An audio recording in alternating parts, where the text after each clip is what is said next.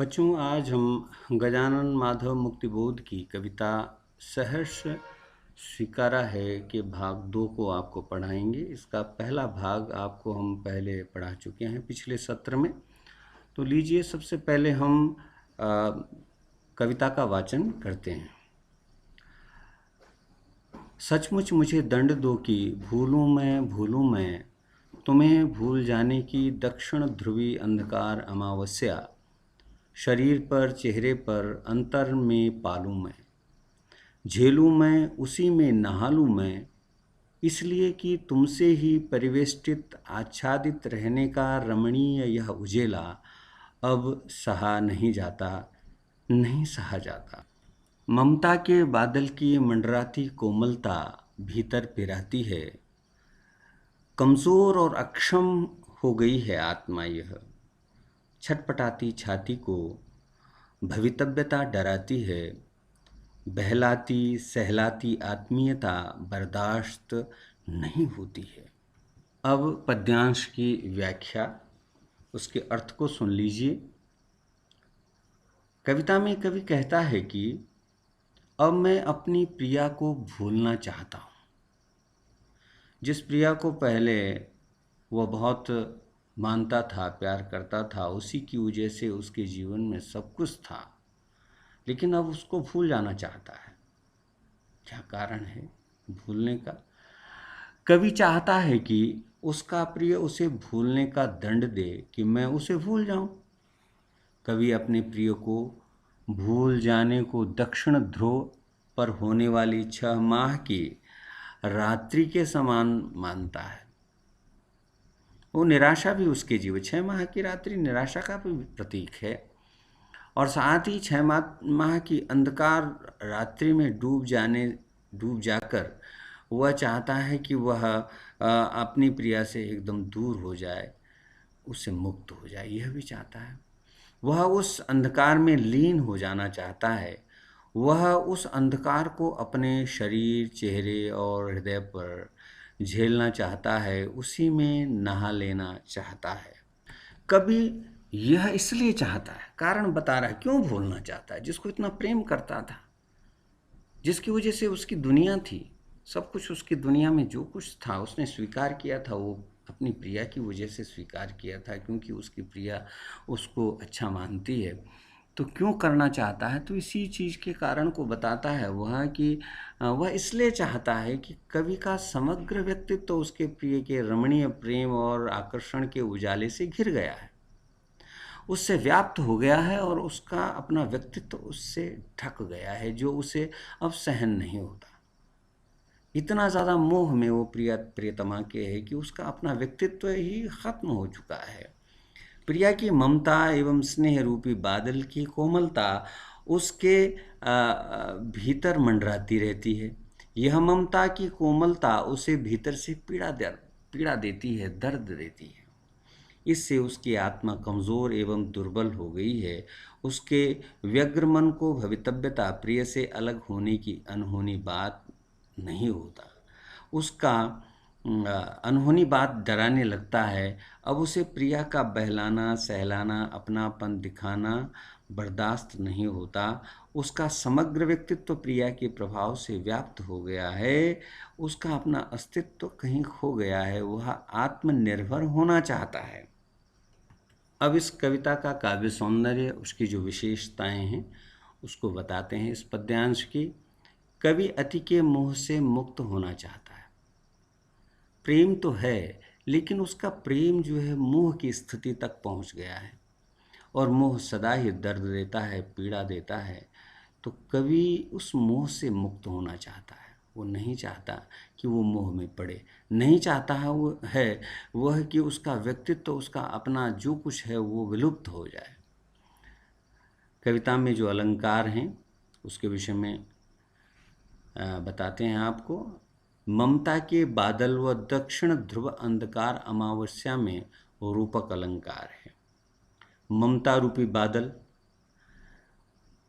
दक्षिण ध्रुव अंधकार रूपी अमावस्या, तो इससे यहाँ पे रूपक अलंकार है। छटपटाती छाती में अनुप्रास अलंकार है। देखिए यहाँ पे छ और दूसरे शब्द में भी छ। दोनों में छ छ की आवृत्ति, अंत में भी ती ती की आवृत्ति, तो ये अनुप्रास अलंकार है। बहलाती सहलाती में स्वर मैत्री अलंकार है, तो इसमें स्वर मैत्री अलंकार है, स्वरों की मैत्री बहलाती सहलाती, इस तरह से स्वर मैत्री है। कोमलता व आत्मीयता का मानवीकरण किया गया है। ये भाव हैं, आत्मीयता का भाव होता है, कोमलता का भाव होता है, यहाँ पे उसको जैसे मानवीय चेष्टा के रूप में बताया गया। तो जो क्या है, कोमलता का मंडराना, कोमलता जैसे मंडरा रही है, कोई प्राणी जिस तरह से मंडराता है, तो ये मानवीयकरण है। बहलाती सहलाती आत्मीयता, आत्मीयता का बहलाना, उसका सहलाना, ये मानवीकरण है। सहा नहीं जाता, नहीं सहा जाता है कि पुनरुक्ति दर्द की गहराई को अभिव्यक्त करती है। आप लोगों ने देखा, जब हम किसी बात पर जोर देना चाहते हैं तो उसको हम कई बार बोलते हैं, एक से अधिक बार कहते हैं। तो कविता में भी जब किसी बात को पुनरुक्त किया जाता है, बार बार कहा जाता है, तो ये वो भावों की गंभीरता, उसकी गहराई को व्यक्त करता है। तो यहाँ पे सहा नहीं जाता, नहीं सहा जाता, ये जो पुनरुक्ति हुई है, इससे कवि के अंदर की जो जो पीड़ा है, जो दर्द है, उसकी गहराई को व्यक्त करता है। खड़ी बोली हिंदी में सशक्त अभिव्यक्ति की गई है। तत्सम शब्दों की बहुलता है काव्यांश में। संबोधन शैली का प्रयोग किया गया है। मुक्त छंद है इसमें, पूरी कविता छंद मुक्त है। और दक्षिण ध्रुवी अंधकार अमावस्या निराशा का प्रतीक है।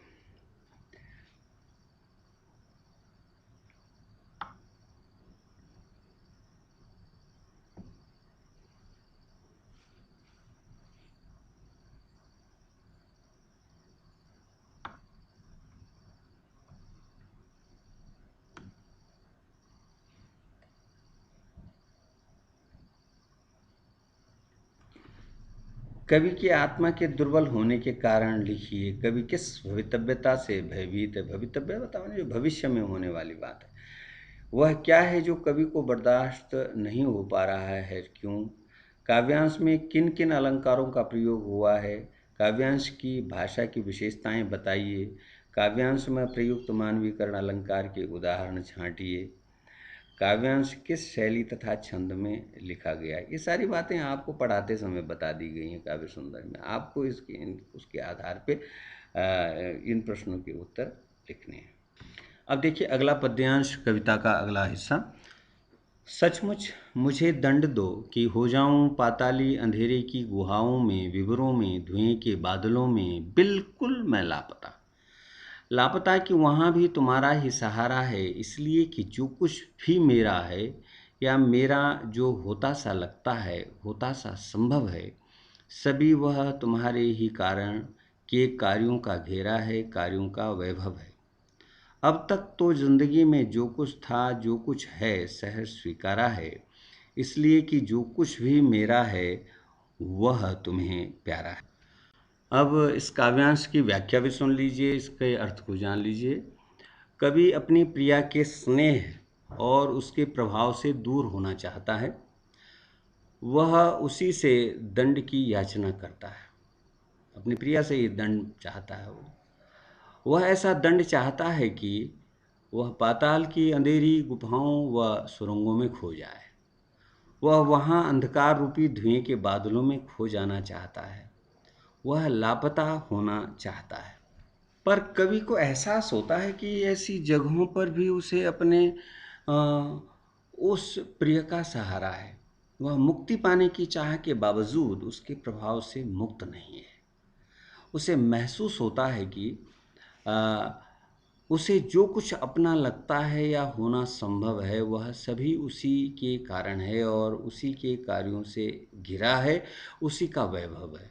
उसके ज़िंदगी में जो था, जो है, उसी के प्रभाव से है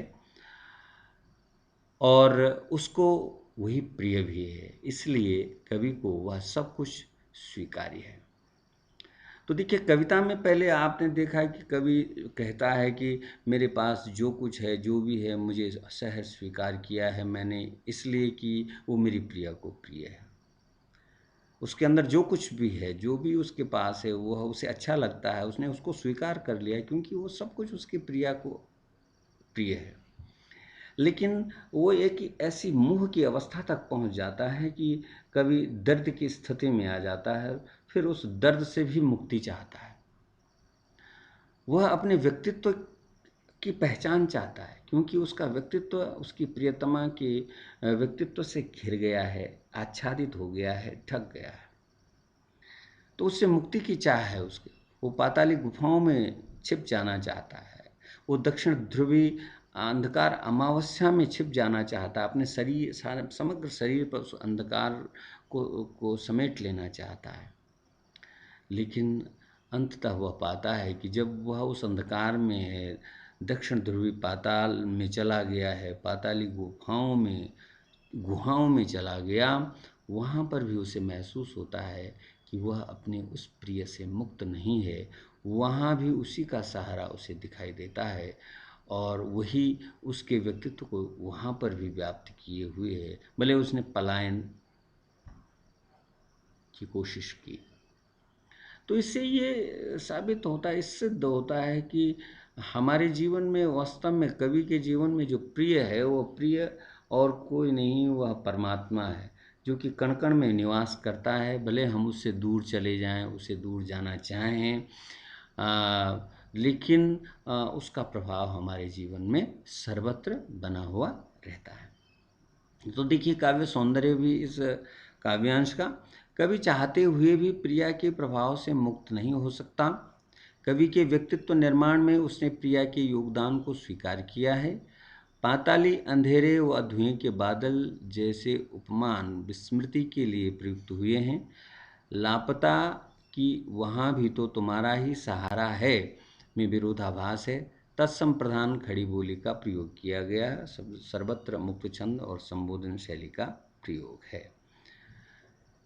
तो बच्चों, इस काव्यांश के आधार पर भी कुछ प्रश्न हैं काव्य सौंदर्य संबंधी, उनको भी आप सुन लीजिए और इसी के आधार पे आपको इसके अर्थ करने हैं। कभी दंड पाने की इच्छा क्यों रखता है, कभी दंड स्वरूप क्या जाना चाहता है, कहाँ जाना चाहता है और क्यों, प्रिया के बारे में कवि क्या अनुभव करता है, कवि का अपने जीवन की हर दशा को सहर्ष स्वीकार क्यों किया है, आदि आदि।